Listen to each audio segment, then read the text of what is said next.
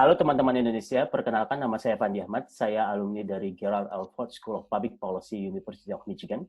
Dan hari ini saya ingin bikin short video terkait election di United States. Dan untuk video tersebut, saya sekarang sedang mengundang teman saya, Ethan Paul. Dia adalah PhD candidate di bidang Public Policy dan Political Science dari University of Michigan. Hai Ethan, say hi. Halo, selamat sore dari Jogja. Ya, jadi Ethan ini adalah walaupun warga negara Amerika, dia bisa berbicara bahasa Indonesia dan video ini akan dibuat dalam bahasa Indonesia. So Ethan, we will just start. Untuk election kali ini, mungkin sebelum kita berbicara terkait election, boleh diceritain nggak sih sebenarnya sistem politik di Amerika itu seperti apa? Baik, ya terima kasih sudah mengundang saya, Mas Fandi.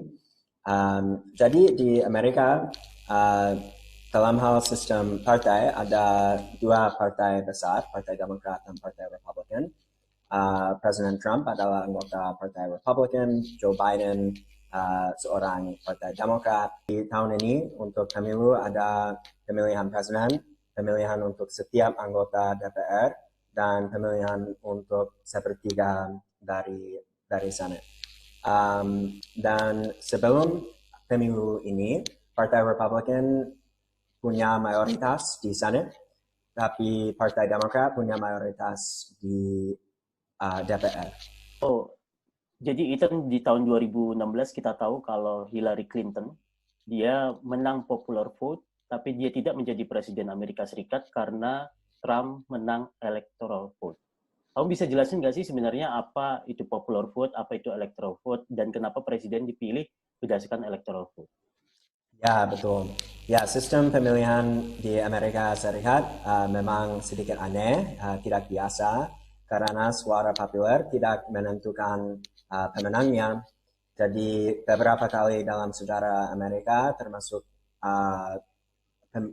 Pilpres dengan Hillary Clinton pada tahun 2016, juga pada tahun 2000 dengan Presiden Bush versus Gore, mantan Wakil Presiden Gore, kandidat yang memperoleh suara terbanyak secara keseluruhan tidak menang karena sistem electoral college.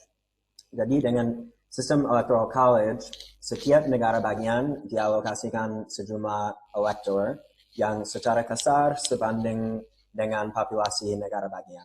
Total ada 538 electors.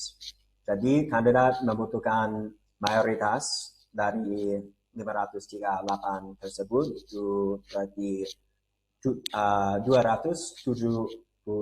suara elektoral untuk menang. Jadi misalnya California yang negara bagian terbesar di Amerika memiliki 55 electors. Wyoming yang negara bagian terkecil memiliki hanya 3 electors. Untuk setiap negara bagian kecuali Nebraska dan Maine, kandidat yang menerima suara terbanyak di negara bagian itu menerima semua electors dari negara bagian itu.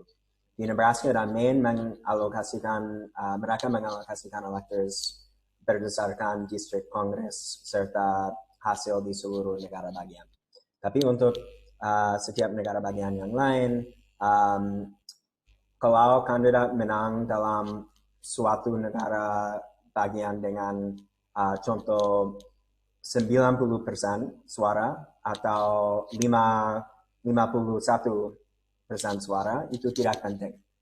Misalnya pada tahun 2016, Trump menang Michigan dengan hanya 10.000 suara. Tapi dia masih menerima 100% dari 16 suara elektoral Michigan. Jadi dengan sistem ini, calon yang memperoleh suara terbanyak secara nasional belum tentu menang electoral college dan menjadi presiden. Okay. Dan kalau sekarang yang lagi hot dibicarakan adalah swing state, jadi battleground state seperti Michigan atau Wisconsin yang baik kandidat dari kedua kubu mereka sangat fokus dan concern untuk memenangkan suara di state tersebut. Sebenarnya apa sih battleground state ini? Bisa jelaskan dan kenapa ini penting bagi kedua kubu? Ya, betul. Itu juga terkait sistem electoral college. Jadi karena sistem electoral college, beberapa negara bagian jauh lebih penting daripada yang lain. Misalnya California pada dasarnya selalu memilih calon presiden dari Partai Demokrat. Jadi di bawah sistem electoral college, apakah Biden menang California dengan 51% atau 95% suara tidak penting. Dan Trump dan Biden sudah tahu bahwa Biden akan menang California. Sehingga tidak satupun dari mereka perlu berkampanye di sana. Oleh karena itu, negara bagian yang paling terbagi rata antara Demokrat dan Republikan menjadi sangat penting. Kedua kandidat menghabiskan paling banyak waktu untuk berkompetisi di negara bagian battleground atau swing state. Ini meskipun negara bagian yang battleground atau swing state mungkin tidak paling besar. Karena negara bagian ini yang akan menentukan pemilihan. Misalnya di Michigan, Pilpres yang lalu 10.000 suara menentukan pemenangnya. Jadi kampanye di Michigan lebih efisien, lebih efektif. Dan kalau misalnya kita lihat election di United States, itu selalu diikuti oleh orang-orang dari seluruh dunia. Tapi tahun ini tuh terasa sangat spesial dan berbeda. Dan orang mengatakan ini sangat penting. Election tahun ini sangat penting. Menurutmu kenapa itu? Ya, saya setuju pemilu tahun ini sangat penting. Mungkin ada dua alasan. Pertama, Donald Trump mungkin adalah Presiden Amerika Serikat yang paling tidak biasa, menurut saya paling tidak kompeten dan tidak demokratis dalam sejarah baru-baru ini di Amerika. Jika Trump terpilih kembali, dia bisa melakukan kerusakan permanen yang besar pada demokrasi Amerika. Secara khusus, Trump secara teratur memperburuk konflik sipil di negara dengan komentar keras tentang ras. Trump juga sering menyebut media berita dan Partai Demokrat sebagai musuh rakyat. Kedua, Amerika Serikat sedang menderita krisis paling serius di era modern dengan pandemi virus corona. Tentu saja seluruh dunia sedang menderita pandemi, namun karena penanganan Trump yang buruk terhadap krisis, situasinya jauh lebih buruk di Amerika Serikat daripada di negara maju lainnya. Masih ada lebih dari 100.000 kasus per hari dan 1.000 kematian per hari di Amerika akibat COVID. Pendukung Biden berharap Biden bisa mengendalikan virus dan menstabilkan ekonomi. Oke. Dan juga untuk hasil kali ini bisa kita lihat kalau Biden sudah menang di Michigan dan Wisconsin, dan kita sekarang lagi masih menunggu untuk hasil di Nevada dan Georgia dan Pennsylvania. Dan kalau boleh tahu, dan dari hasil tersebut Biden terlihat akan menang dan menuju Gedung Putih. Dan kalau boleh tahu, kenapa Biden bisa menang kali ini? Baik, ya. Jadi ya hari ini, hari Sabtu tanggal 7 November, sepertinya Biden akan menang karena sudah di depan di Pennsylvania, Arizona, Georgia, Nevada. Jadi ya secara umum Trump tidak populer selama masa kepresidenannya dengan konsistensi peringkat persetujuan sekitar hanya 40%. Dengan pandemi virus corona dan krisis ekonomi berikutnya, Trump menjadi semakin tidak populer. Jadi banyak orang meramalkan bahwa karena itu Trump akan kalah telak. Namun pemilihannya ternyata sangat dekat. Saya pikir itu sangat dekat karena bagaimana orang Amerika terpecah di garis partai. Identitas partai di Amerika sangat kuat dan semakin kuat seiring dengan semakin terpecahnya negara. Kebanyakan orang Amerika memiliki identitas yang kuat dengan satu partai atau partai lainnya. Jadi sebagian besar warga Republikan akan memilih calon dari partai Republikan tidak peduli apapun yang terjadi. Dan sebagian besar warga yang biasanya mendukung Partai Demokrat akan memilih calon Demokrat apapun yang terjadi. Jadi pemenang pemilu seringkali lebih ditentukan oleh partai mana yang memiliki jumlah partisipasi lebih tinggi daripada partai mana yang memiliki lebih banyak dukungan secara keseluruhan. Karena dukungan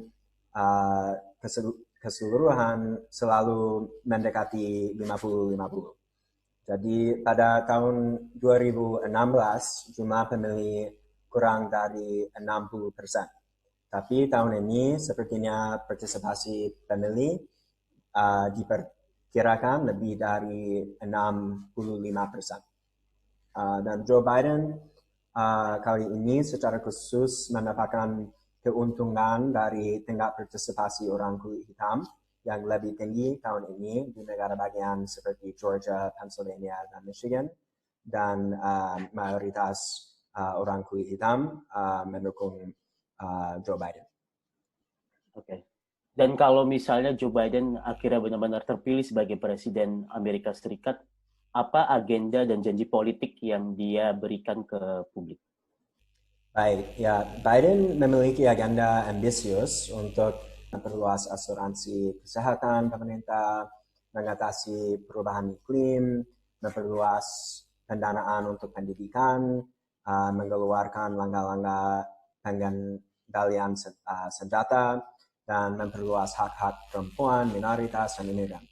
Namun, jika Demokrat tidak menang kontrol Senat, maka akan sangat sulit bagi Biden untuk mencapai reformasi tersebut.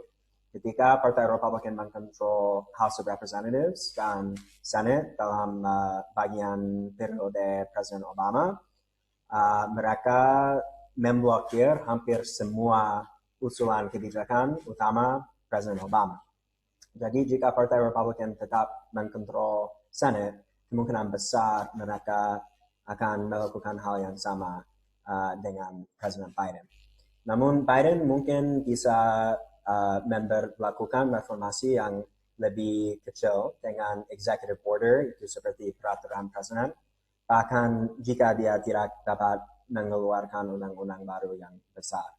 Misalnya Biden bisa memperlakukan peraturan lingkungan yang lebih ketat tanpa Kongres.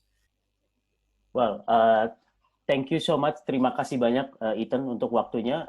Itu cukup mencerahkan kita, masyarakat Indonesia, terkait pemilu yang terjadi di Amerika Serikat sekarang.